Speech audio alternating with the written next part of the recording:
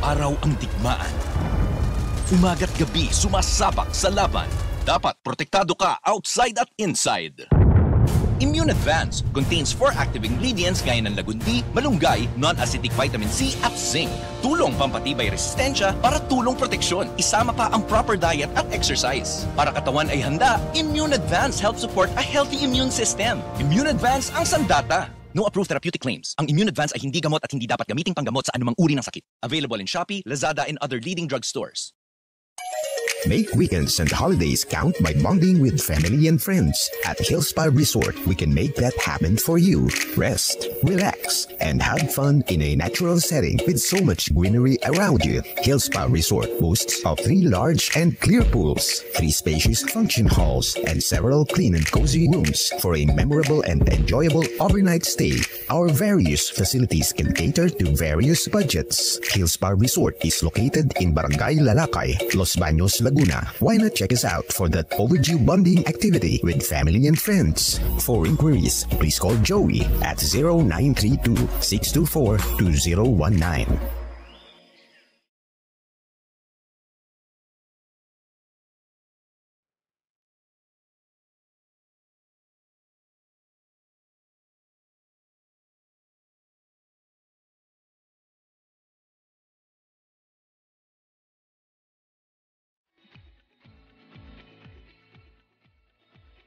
Magandang araw Pilipinas, magandang araw Luzon, Visayas at Mindanao at sa lahat ng ating mga kababayan sa iba't ibang dako pa rin ng mundo. Welcome po sa ating palatuntunang tuklasin natin at ito ang inyong lingkod, Cathy Cruz, na inyo po makakasama sa loob ng 1 oras. Sa lahat po ng ating mga masugid na taga-subaybay, maaari po kayo mag-text sa 0915-258-4091 o maaari po kayong mag-iwan ng comments sa ating social media pages. Nandyan po ang ating Katipunan Channel, FB page at YouTube account. Pwede nyo rin pong bisitahin ang ating BDT Radio Production at syempre, kung may nais po kayong ibahagi sa amin na impormasyon o nais po ninyong talakayin natin sa ating palatuntunan, maaari po kayo magpadala ng sulat-troniko sa tuklasin natin at yahoo.com. At syempre, 1 oras na naman po tayong talakayan na tutuklasin po natin ang tungkol sa PhilHealth. Nako, marami po tayong matututunan dito. Alam niyo po, siguro mga a month ago, ay nagkaroon po kami ng training tungkol dito. At nako, ang dami ko pong natutunan at na-realize. Pero siguro magandang kunin natin ang mga impormasyon na yan mula sa Public Relations Officer ng Philippine Health Insurance. Siya po ay walang iba kundi si Ginoong Raymond Edwin Acoba. Magandang hapon sa inyo, Sir Raymond. Yes, magandang hapon po Ma'am Cathy Cruz at magandang hapon din po sa lahat po ng mga tagapakinig po natin ngayong araw na to at mga nanonood po sa programang tuklasin natin.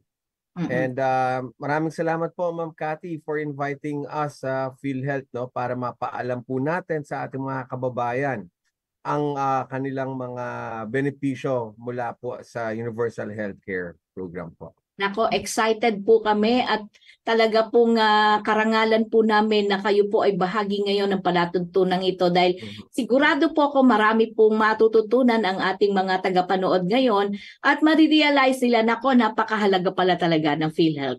But bago ko po simulan ng pagtatanong, nais ko lang pong ipaalam sa ating mga kababayan na ang atin pong makakapanayam po ngayon ay ang head po ng Public Relations Unit para sa PRO NCR. At alam niyo po ba na siya ay nakapagtapos ng Bachelor's of Science in Tourism noong 1999 sa University of the Philippines. Nako po, siya po ay produkto ng Ateneo de Manila University. Nako, kaya talagang ang ating makakapanayam po ngayon ay siksik-liglig na malalaman natin ang tungkol sa ahensya na kanyang kinabibilangan. Anyway, simulan natin. Ano po ba itong, una siguro malaman natin, ano po ba ang PhilHealth? Okay. Ang PhilHealth po, this is the Philippine Health Insurance Corporation, is a government-owned and controlled corporation. And kami po yung tagapagpatupad ng batas po ng National Health Insurance Program. Ito po yung Republic Act 7875. So ang layunin po namin is unang-una, syempre, yung ginagawa natin ngayon, Ma'am Cathy, na ipaalam sa ating mga members or sa lahat po ng Pilipino na meron tayong programang PhilHealth, no? The National Health Insurance Act, na pwede pong mapakinabangan lahat ng Filipinos. So ano pong programa po ito? Ito po pagdating sa healthcare services. Alam po natin kung gaano ka-importante ang kalusugan para po sa ating bayan, sa ating mga kababayan din, and of course para sa ating ekonomiya. Kasi masasabi natin, kung para magkaroon ng magandang ekonomiya, dapat malusog din po yung mga tao sa likod po ng ating bansa para maging prosperous po, no, lahat. So napaka-importante po, no, ng National Health Insurance Program kasi ito po yung tutugon, no, sa kalusugan po ng ating mga kababayan. Actually, lahat na po ng ating mga Filipinos. Tama. I agree. At thank you sa impormasyon na 'yan, ano. Pero ano po ba itong bagong batas na Universal Healthcare Law o UHC Law? Okay. Raymond. So, yes, magandang tanong yan, Ma'am Cathy, no. Nag-umpisa tayo lahat noong 1960s tungkol sa Medicare, no. Ito po yung tugon ng ating gobyerno para po sagutin yung healthcare services, no. Pero ito ay nakalaan lamang po sa limitadong mga kababayan natin, sa mga indigents o yung mga less fortunate na mga kababayan natin. So after how many decades, no, na itatag na pong National Health Insurance Program noong 1995.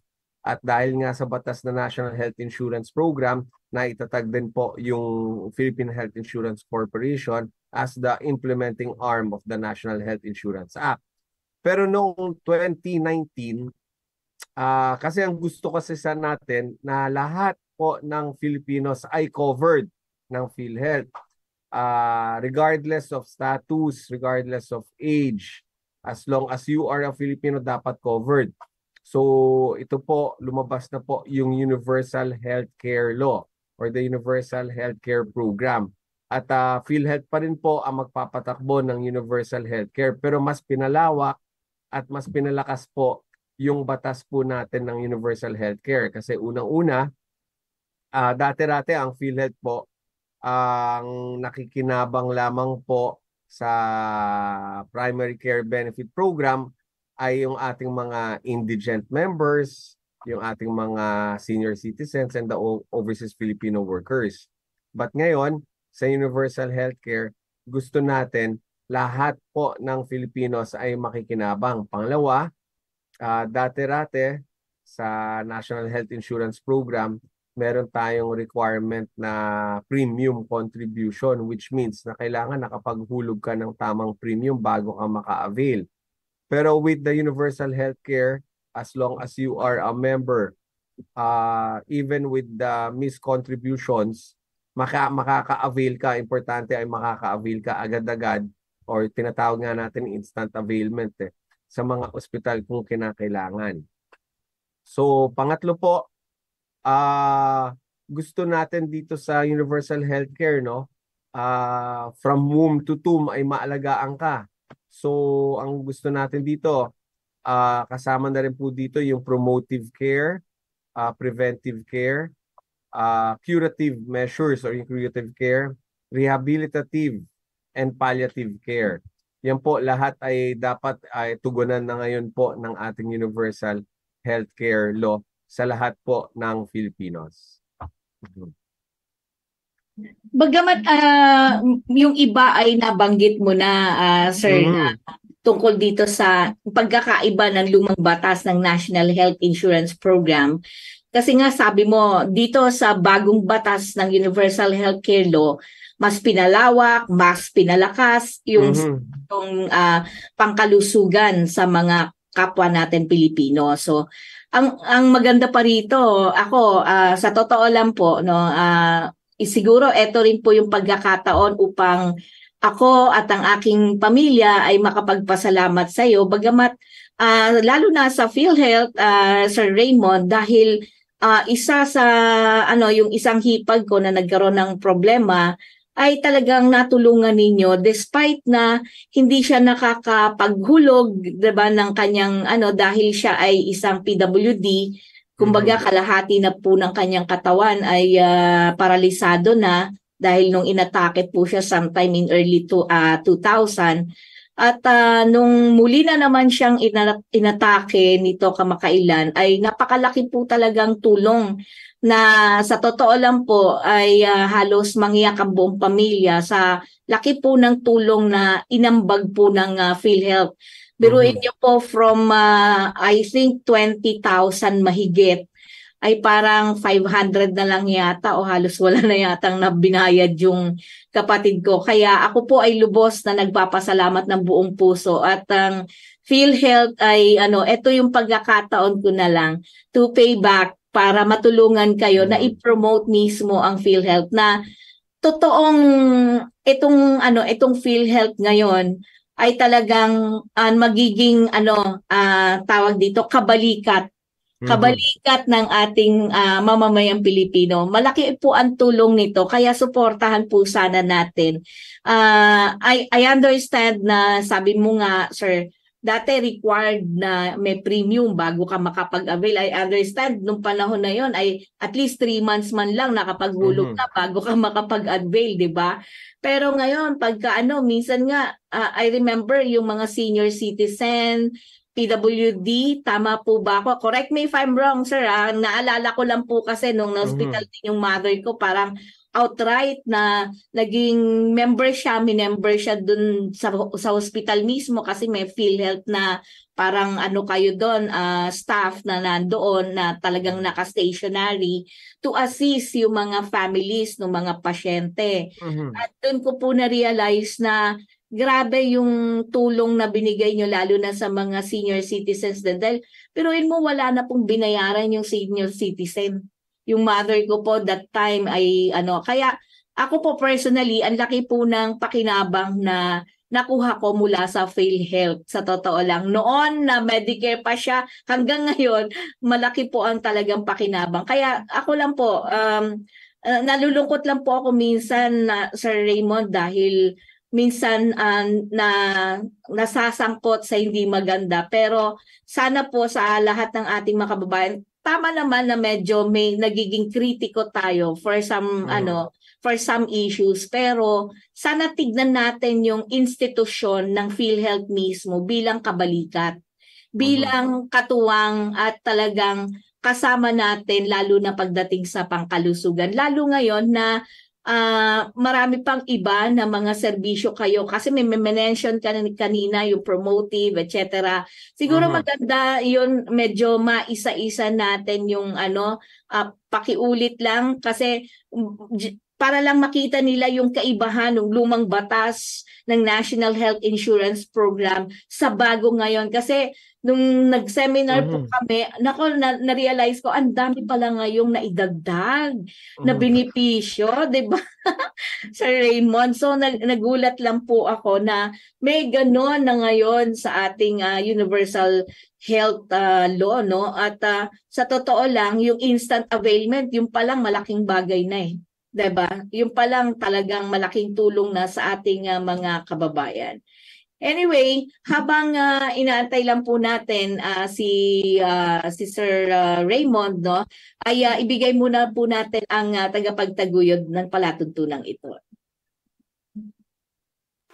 Araw-araw ang digmaan. Umaga't gabi sumasabak sa laban. Dapat protektado ka outside at inside. Immune Advance contains 4 active ingredients gaya ng lagundi, malunggay, non-acidic vitamin C at zinc. Tulong pampatibay resistensya para tulong proteksyon. Isama pa ang proper diet at exercise. Para katawan ay handa, Immune Advance helps support a healthy immune system. Immune Advance ang sandata. No approved therapeutic claims. Ang Immune Advance ay hindi gamot at hindi dapat gamiting panggamot sa anumang uri ng sakit. Available in Shopee, Lazada, and other leading drugstores. Make weekends and holidays count by bonding with family and friends. At Hill Spa Resort, we can make that happen for you. Rest, relax, and have fun in a natural setting with so much greenery around you. Hill Spa Resort boasts of 3 large and clear pools, 3 spacious function halls, and several clean and cozy rooms for a memorable and enjoyable overnight stay. Our various facilities can cater to various budgets. Hill Spa Resort is located in Barangay Lalakay, Los Baños, Laguna. Why not check us out for that overdue bonding activity with family and friends? For inquiries, please call Joey at 0932-624-2019.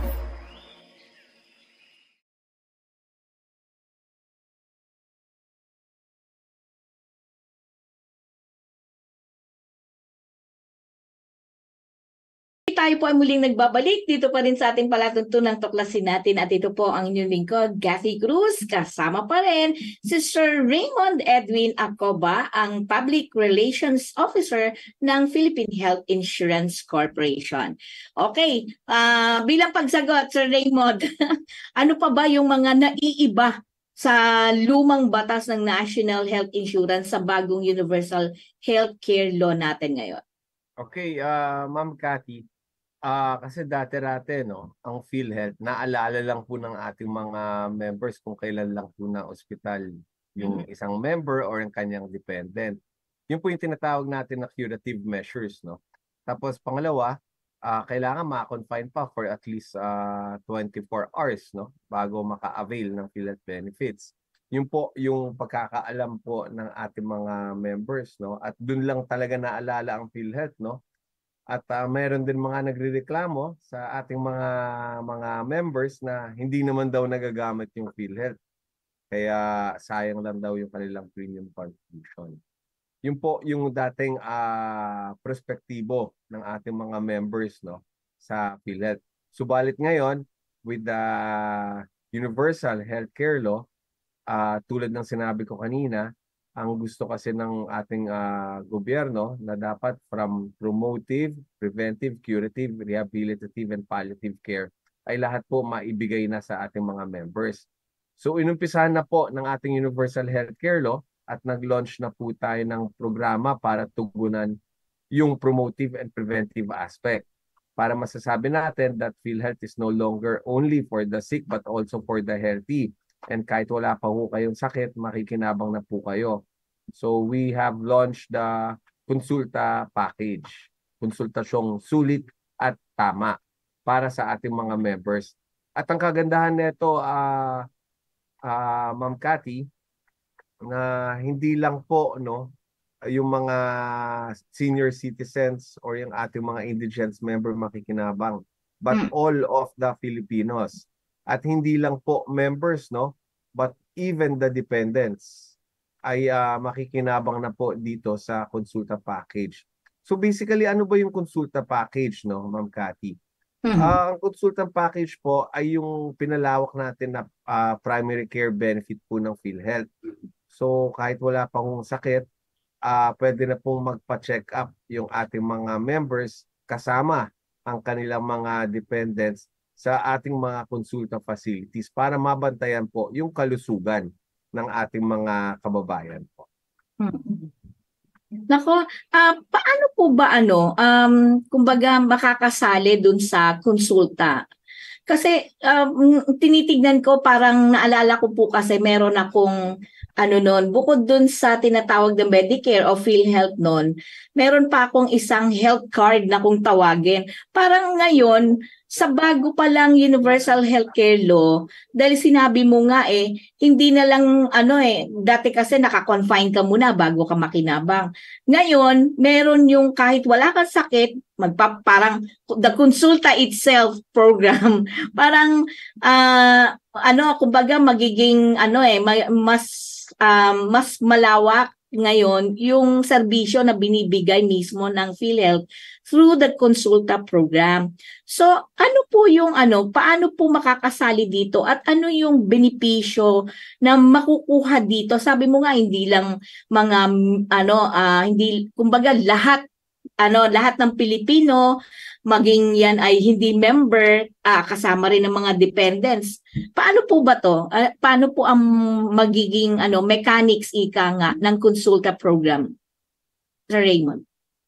Okay, maganda yung katanungan niyo po, Ma'am Cathy, no?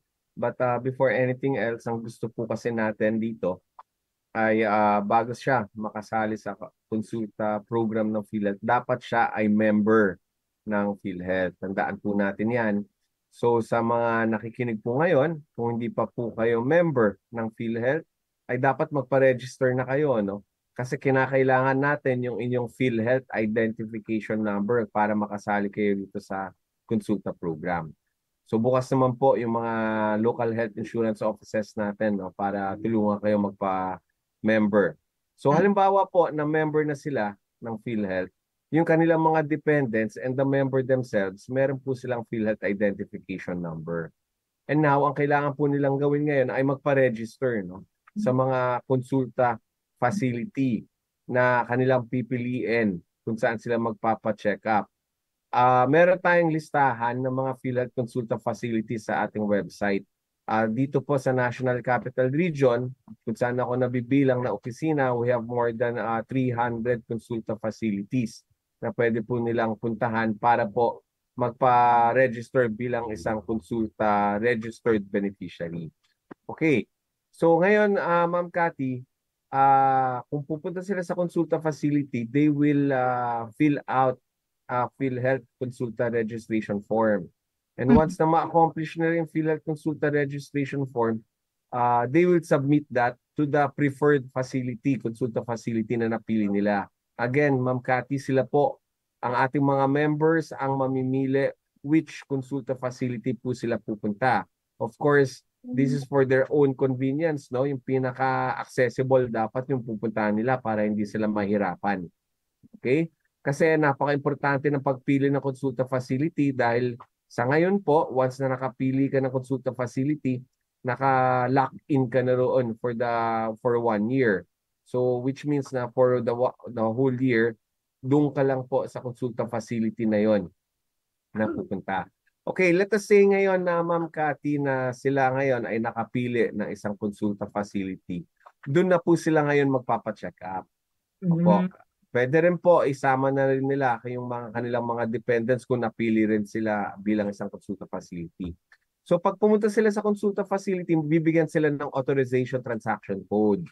Ito po yung ATC na tinatawag natin, no? Which would signal to them na pwede na sila ngayon makinabang sa mga benepisyo ng ating consulta facility. So ano-ano ang mga benepisyo po, no, ng consulta facility na natanong mo kanina? 3 po siya, no? Number 1, services. Number 2, laboratory tests. Number 3, drugs and medicines. So doon muna tayo sa number 1. Ano yung mga services, medical services na pwede nilang pakinabangan? Of course, yung una, yung pagpapa-check up. Ano po madalas ang ginagawa sa atin pa nagpapa-check up sa isang doktor? Siyempre, alamin po ni doktor, no, yung medical profile po natin, yung family profile or historical profile, kung ano po yung mga illnesses or disease po, no, ng pamilya po natin. Pangalawa, dyan na rin po yung health screening, no? Yung pagkuha ng body measurements, pagkuha po ng mga pag-check po mismo ng doctor, yung health screen assessment.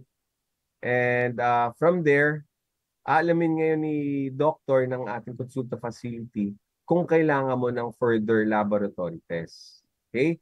Pero kung nakita naman ni doctor na malusog ka at the very first instance na pag-check up sa'yo, well and good po.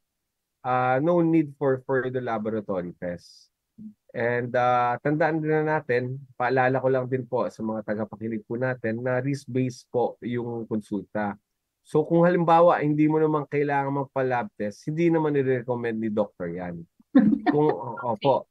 Pero halimbawa, ang nagpa-check up po isang senior citizen and nakita ni doctor na parang kailangan ma-check yung sugar niya or kailangan ma-check yung kanyang cholesterol, that would be the time that the doctor will recommend. Doon po sa pangalawang benepisyo po ng PhilHealth Consulta, which is yung laboratory test. Mhm. So yung laboratory test, that is also covered by PhilHealth, and we have 13 laboratory tests, no, na makukuha at mapapakinabangan ng ating mga members sa isang consulta facility. So isa-isahin po natin, no. Number 1, CBC with platelet count, urinalysis, fecalysis, sputum microscopy, fecal occult blood, pap smear, lipid profile, fasting blood sugar, oral glucose tolerance test, pap smear is also covered, ECG, chest x-ray, creatinine, and HbA1c test. Tulad na nabanggit ko kanina, risk-based po ang ating konsulta program. So, ang ating doctor will recommend which test po ang kukunin po ng isang member or kanyang dependent. So, tulad ng halimbawa ko kanina, si senior citizen nakita na parang mataas na yung kanyang cholesterol, that would be the time that the doctor will recommend for the lipid profile. Opo. Kasi yung lipid profile, dyan nakikita yung trigly, yung total cholesterol, triglycerides, yung good and bad cholesterol. Okay. So, again, syempre, mababasahin ni doctor yung resulta ng laboratory test. Yes. Opo. So, pag nabasa niya yung resulta, kung okay naman yung cholesterol niya, no problem. So, pwedeng pabalikin na lang or pwede nang pauwiin si member. Pero kung nakita na mataas yung kanyang cholesterol, that would be the time naman na pwede rin mag-prescribe ng gamot ngayon si doctor para sa ating member. And our medicines are also covered, no, ng ating konsulta program. And we have 21 medicines covered by the konsulta program. So ano itong mga medicines na to? So covered po yung antimicrobials tulad ng amoxicillin or co-amoxiclav. Fluid and electrolytes ay covered din po. Anti-asthma tulad po ng salbutamol is covered by PhilHealth. Antipyretics tulad ng paracetamol is covered by PhilHealth. Anti-dyslipidemia is also covered. Anti-diabetic medicines tulad po ng metformin, covered din po yan ng PhilHealth. Anti-hypertensive tulad po ng losartan is also covered. Anti-thrombotics tulad po ng aspirin is covered. And antihistamine medicines meron po tayo dyan. So again, risk-based po ito. Of course, not all medicines naman makukuha, no? Kasi that would depend naman again as prescribed by the doctor, no? So si doctor naman po, meron po siyang medical ethics na sinusunod na kung ano lang po yung kailangan ng ating mga pasyente or kanyang patients or members, yun lang po dapat ang i-prescribe na medicines po sa ating mga members. So again, ano yung kagandahan nito? Ma'am Cathy. So meron tayong promotive and preventive measures through the konsulta. Kung malusog po kayo, maganda rin naman magpapa-check up po kayo, no, sa ating mga konsulta facilities para ma-check, no, yung at ma-monitor, mabantayan yung inyong kalusugan. Kasi upon check-up, doon naman nakikita kung kailangan po ng further laboratory test. Upon recommendation po yan ni doctor. And maganda rin naman na nagpapacheck rin po tayo paminsan ng ating dugo, yung mga lab test po, yung mga blood works, no, para malaman natin kung kailangan natin ng diet, kung kailangan natin ng more exercise, at kung kailangan natin umiwas, no, sa mga pagkain na nakakaapekto sa ating kalusugan. So yun po yung tinutugon natin dito, yung promotive and preventive care po, no. May kasabihan naman, di ba, Ma'am Cathy, an ounce of prevention is better than a pound of cure. And sa kultura natin sa tayong mga Pilipino, no, the only time na nagpapa-check up tayo kung masakit, hindi na matiis yung sakit or malubha na yung sakit. Kaya yun yung iniiwasan natin. So that's why we're promoting na yung konsulta program para kahit wala pa silang sakit, dapat nagpapa-check up po tayo para mabantayan yung ating kalusugan. Nako, Ang dami kong nalaman, biruin mo. Biruin mo, Sir Raymond, no? Ito palang konsulta package ay parang one-stop shop na. Parang kasi dati, 'di ba, yung ano, dahil wala siyang konsulta package dati at usually naka-confine lang, yun lang yung ano, kaya ka lang makikinabang ng PhilHealth. This time, kumbaga parang wala ka pang sakit, at least na monitor mo yung iyong kalusugan, 'di ba? Dahil unang-una, pwede ka nang magpa-check up ng libre, 'di ba? At pwede ka na rin na yung laboratory mo, may sabi mo nga may 13 laboratory test na talagang kasama na mismo dun sa konsulta package.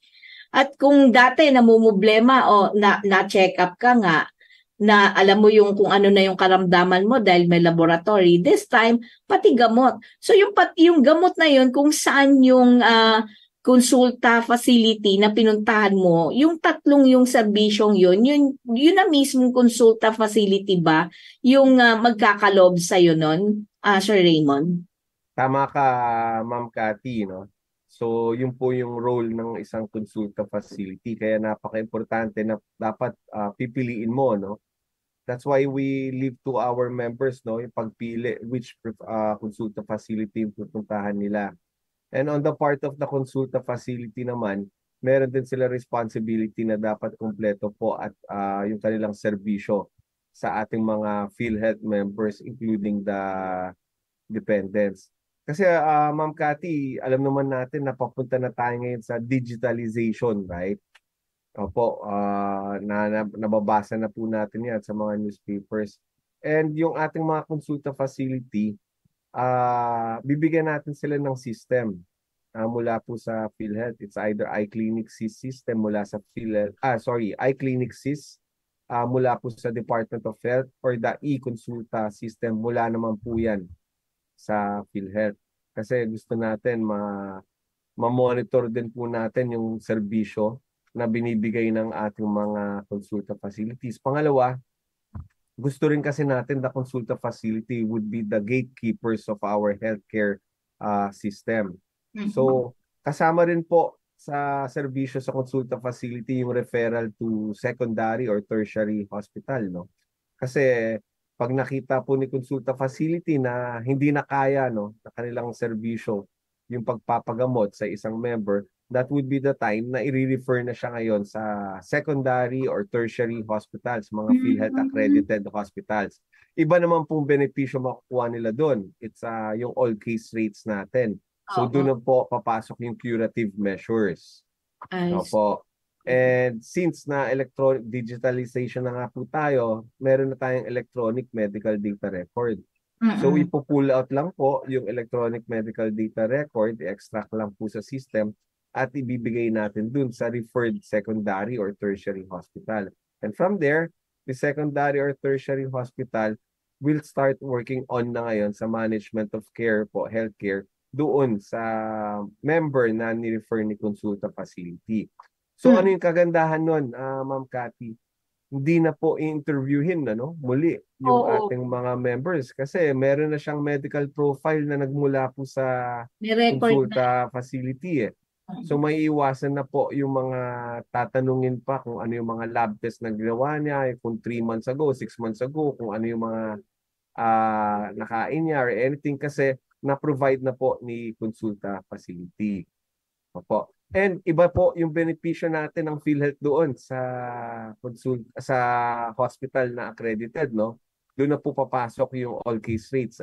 Tulad na nabanggit mo kanina, diyan na po pwedeng gawin yung surgical procedures kung kinakailangan or yung mga medical conditions na kailangan alagaan po. Ano ba, may pneumonia siya or may dengue po. Bukod pa ho yung ating PhilHealth benefits, no, papasok na po ngayon sa all case rates. Tapos ito yung maganda ngayon, Ma'am Cathy. Halimbawa na gumaling na siya, na discharge na siya from the hospital. Of course, ibabalik po ngayon siya doon sa consulta facility kung saan po siya nanggaling para mabantayan po yung kanyang health condition. Opo. Masigurado na talagang gumaling siya at patuloy na magiging malusog po yung isang member or dependent po natin.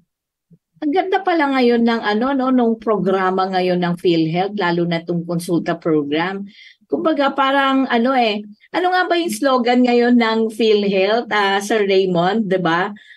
Kapag miyembro, bawat Pilipino bawat miyembro protektado, kalusugan natin sigurado. yun, diba?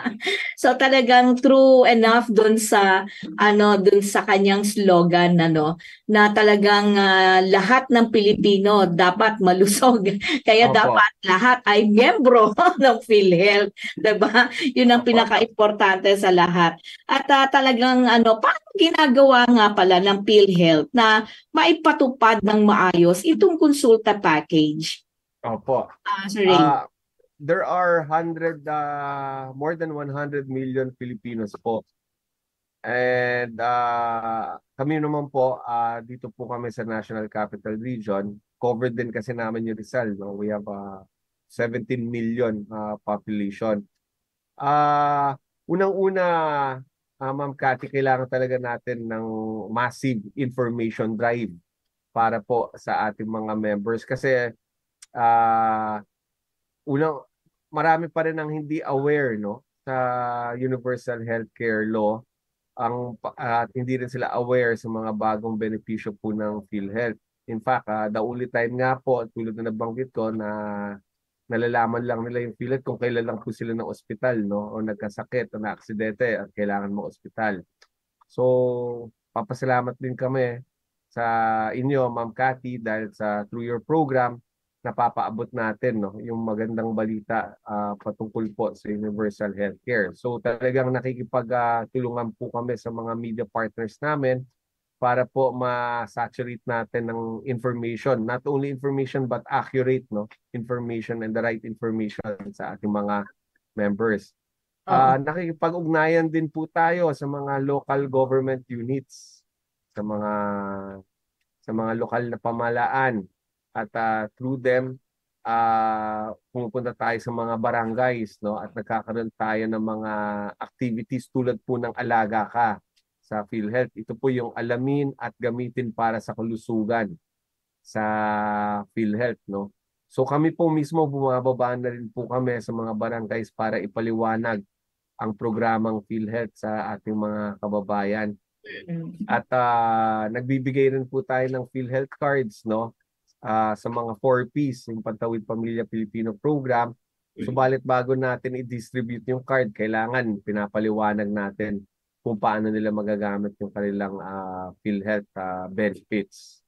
And dahil lang PhilHealth because of the Universal Healthcare Law, lahat na po ito. So we are also coordinating with our employers, mga employers, particularly sa mga human resource department para po ma-orient natin yung kanilang mga employees patungkol po dito sa konsulta program. And we started also coordinating with CHED, yung Commission on Higher Education. At nagkaroon po tayo ng orientation sa 328 schools, universities po and colleges dito sa National Capital Region. You know why? Ma'am Cathy, because gusto natin in-explore natin yung possibility that yung kanilang mga university clinics ay maging isang konsulta facility. Opo. Para yung kanilang mga students, the teachers and even the non-teaching personnel ay hindi nang lalabas ng university campus or ng school, doon na lang po sila magpapakonsulta ng PhilHealth. Wow. So yung isang possibility na gusto natin na mangyari po.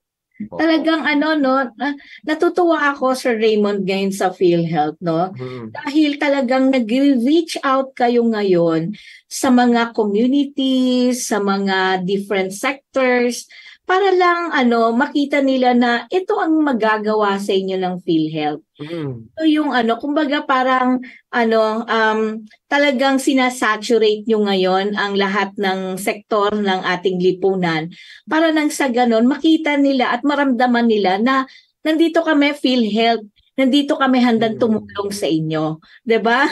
Ganun yung ano, kaya nakakatuwa po ang inyong kampanya, ang inyong programa dahil kumbaga po sa ano, talagang pinipilit yung iabot na at ipaalam sa taong bayan na hindi lang tuwing may sakit kayo, hindi lang tuwing nasa hospital kayo, mapapakinabangan yung PhilHealth.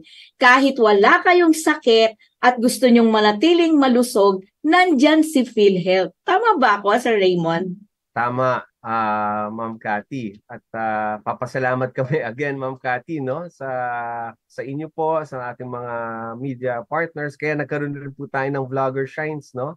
Yung Social Health Insurance Education Series para humingi rin po kami ng mga advocates na tutulong po sa amin na ipaalam po itong magandang balita natin para sa ating mga members. Actually, meron din po tayong upcoming na shines pero sa ating mga elementary schools naman po, inumpisahan po natin sa mga public schools. Same idea rin po, Ma'am Cathy. We are looking at the possibility yung kanilang mga school clinics ay maging facility ng isang maging consulta facility or consulta provider. Yes. Opo. Maganda.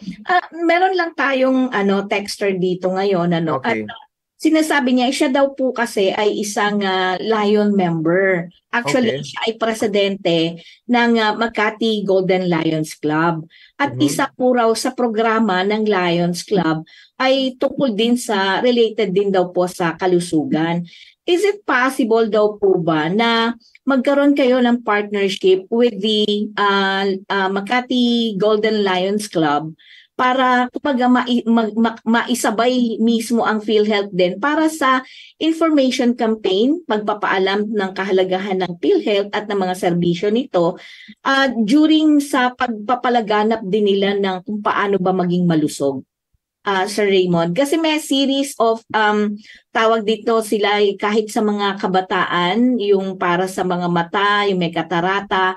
Maganda rin po siguro na meron kumbaga masabayan ninyo itong grupo na ito ng Makati Golden Lions Club.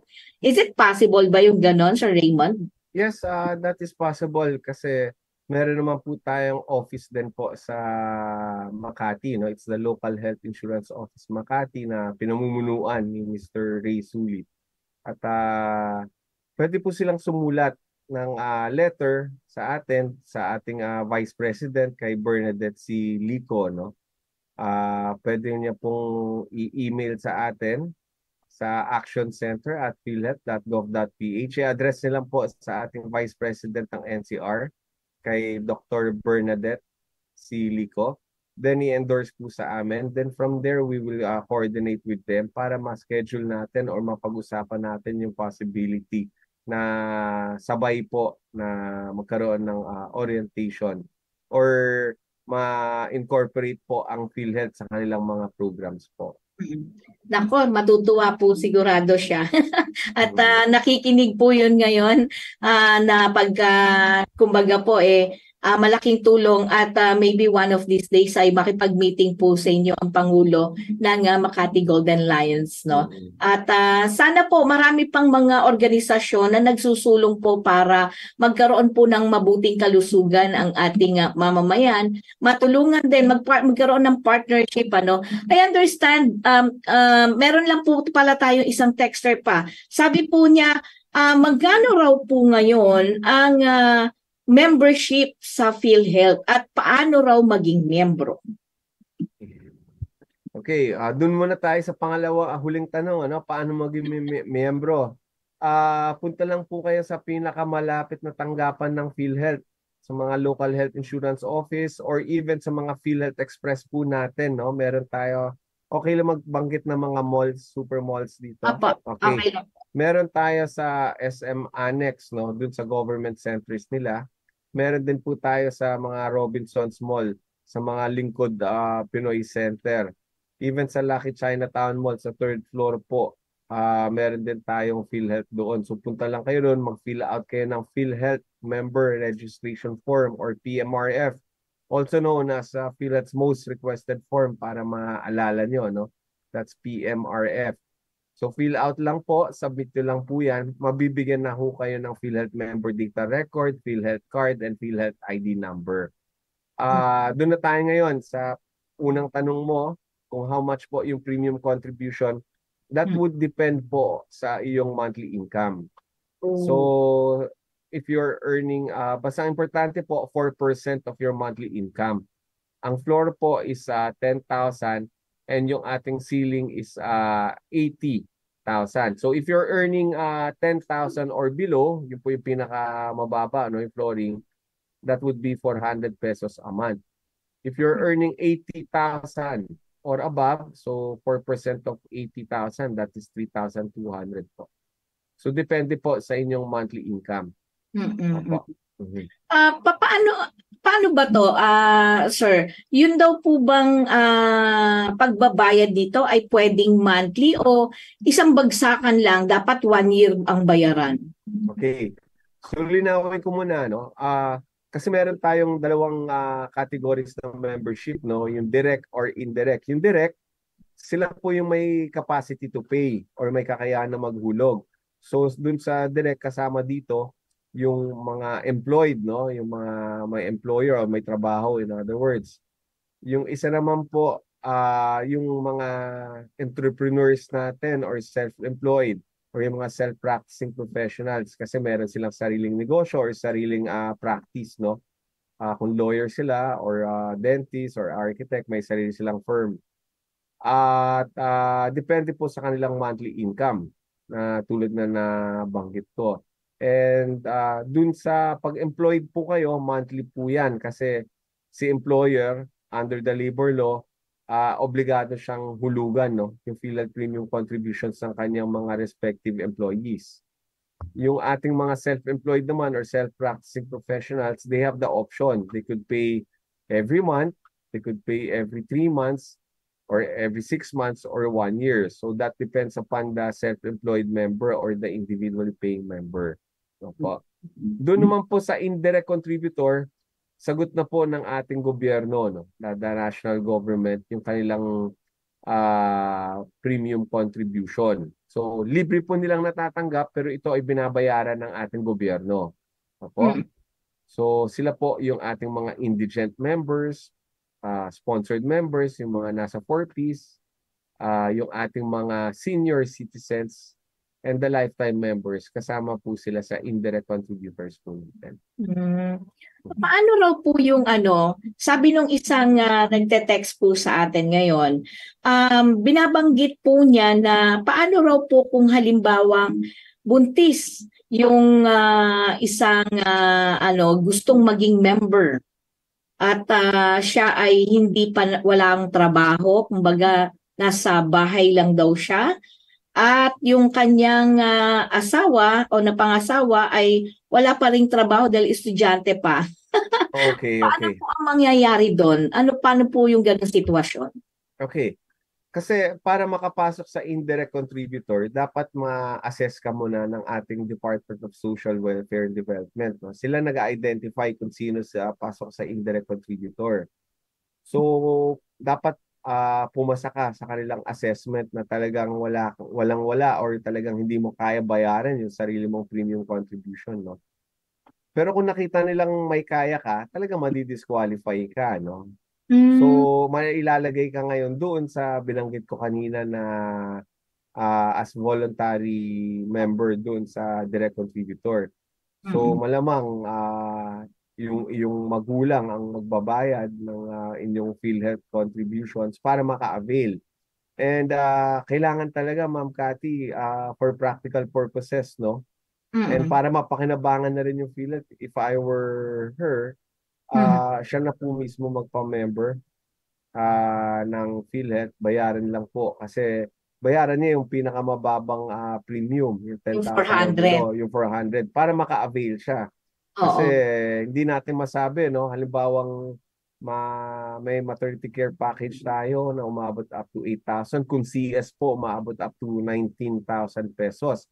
And halimbawa, lumabas na si baby, wag naman sana, pero halimbawang nagka-komplikasyon, even si baby covered na agad-agad po ng PhilHealth. Opo. Mhm. So I would suggest na nasa third quarter na po tayo. Bayaran niya po yung third quarter ng kanyang PhilHealth Mm. premium, no? Para maka-avail siya ng maternity care package natin Mm. bilang our normal spontaneous delivery natin na sa panganganak. Oo. Opo. Para at least mapakinabangan niya, no? Opo. And Bag Ma'am Cathy, banggitin ko na rin po, recently, it was already announced, even announced by our president during the State of the Nation Sona. address, na from 90 sessions, dialysis sessions, umabot na po tayo sa 156 dialysis sessions covered po ng PhilHealth per calendar year. Mhm. One session, that's yung package natin na dialysis session is 2,600. So, malaki po yung tulong po natin sa mga members natin na nagda-dialysis kasi up to 156 sessions covered na po ng PhilHealth. Nako, malaking ano 'yan, tulong din sa ating ano, no, mga dialysis patients, no. At isa pang ano, katanungan lang din. Magkano po ba dati yung ano, kasi ngayon 400 per month. Mm-mm. Bakit daw po nagtaas siya? Ano po dahil? Opo. Tulad na nabanggit ko kanina, Ma'am Cathy, ang PhilHealth po yung tagapagpatupad po ng National Health Insurance Program and the Universal Healthcare Law. When we say tagapagpatupad, nadyan po yung batas at ayon sa Universal Healthcare Law, nakalagay sa Section 9 or Section 10 po, yung premium contribution schedule. So sinusundan lang po natin ng PhilHealth, no? Kasi nakalagay nga po doon na sa section sa IRR, no, Section 10, na yung premium rate natin will start at 2.75%. Then every year aakyat siya ng 0.5% until it reaches 5% on the year 2024 to 2025. However, for this year 2024, it should have been 4.5%. 2023, no, dapat 4.5%. But dahil nga po of the nangyari po sa atin na pandemya, sinuspend po ng ating president yung increase ng ating premium rate. So ginawa na po, instead of 4.5%, naging 4.0% o 4% lang po. Again, hindi po PhilHealth ang nag-set po ng premium or ng schedule of premium contribution. But it's in accordance with the Republic Act 1122-3 or the Universal Healthcare Act po. Nako, napaka ano po ng impormasyon na ibinahagi nyo. At least nabigyang linaw po yung mga katanungan ng ating mga kababayan. At baka po may nais pa kayong ibahagi sa ating mga kababayan. Okay. Impormasyon. Nasa inyo po ang huling pagkakataon. Yes, ang PhilHealth po, no, hindi tayo titigil, no. Dynamic po yung PhilHealth, nag-a-adapt po tayo, and tulad ng sinabi ko, ang PhilHealth po ngayon is for promotive, preventive, curative, rehabilitative, and palliative care. Hindi tayo titigil sa preventive measures, no. Meron na rin po tayo later on mga mental health measures din. Cover na rin po natin yan. And ang pakiusap lang muna namin ngayon is ang PhilHealth po ay para sa inyo, para sa bawat Pilipino. Kaya unang-una, magpa-register po kayo bilang isang PhilHealth member. Kung pa-update po kayo ng inyong records, ng PhilHealth member data records. Pangalawa, kung member na po kayo, i-grab natin yung opportunity natin dun sa konsulta program. Gusto kasi natin na magamit po ng bawat Pilipino yung konsulta program. Gusto natin lahat ng Pilipino ay magpa-check up po. At para siguraduhin at mabantayan natin, no, yung inyong kalusugan. Tandaan po natin mga kababayan, mga members po, na nung nangyari sa atin na pandemya, no, nakita po natin how important is our health, no? Because of health issue, na lockdown po tayo. Yung na lockdown po tayo, nagkaroon po tayo ng limited physical movement. Tapos yung nagkaroon ng limited physical movement, nawala rin po yung ating economic freedom. Hindi po tayo makapaghanap buhay o makapagnegosyo ng basta-basta. So it all starts with health, no? Dapat meron tayong health freedom para magkaroon tayo ng physical freedom. Likewise, magkaroon ng economic freedom. So ngayon po, bantayan natin yung ating kalusugan. Huwag nating hintayin kung kailan pong malala na o malubha yung sakit, saka lang po tayo pupunta sa doktor. Kaya with the Consulta program, ito na po yung ating opportunity, no? Na mabantayan po yung ating kalusugan. Hindi lang po para sa atin pero sa ating mga kapamilya o mga kamag-anak po.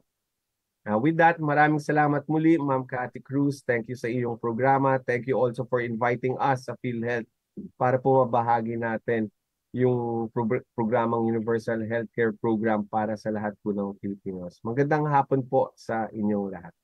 Nako, thank you so much, Sir Raymond. At talagang siksik-liglig yung ating mga impormasyon na nakalap mula po sa inyo, no? Pero napakabilis po talaga ng oras. At anytime ay nais ko lang pong sabihin po sa inyo bago ko kayo tuluyang bitawan na anytime po bukas po ang palatuntunang ito para kung may mga nais po kayong ibahagi sa amin na impormasyon, update, ay bukas po ang palatuntunan ng tuklasin natin para po sa inyo, Sir Edwin. Yes, Ma'am Cathy, asahan po namin yun kasi lalapit po talaga kami po sa inyo pag kailangan po namin na ipaalam yung mga updates o mga bagong balita mula po sa PhilHealth. Maraming salamat, Ma'am Cathy. Thank you so much, Sir Raymond. At inyo pong napanood si Ginoong Raymond, no? Kung saan ay binalita nga po niya sa atin ang tungkol dito sa bagong batas na Universal Healthcare Law. Napakabilis po ng oras at 1 oras na naman po ang nakalipas. Pero katulad po ng layunin ng palatuntunang ito, patuloy naming tutuklasin ang dapat malaman ng sambayanan.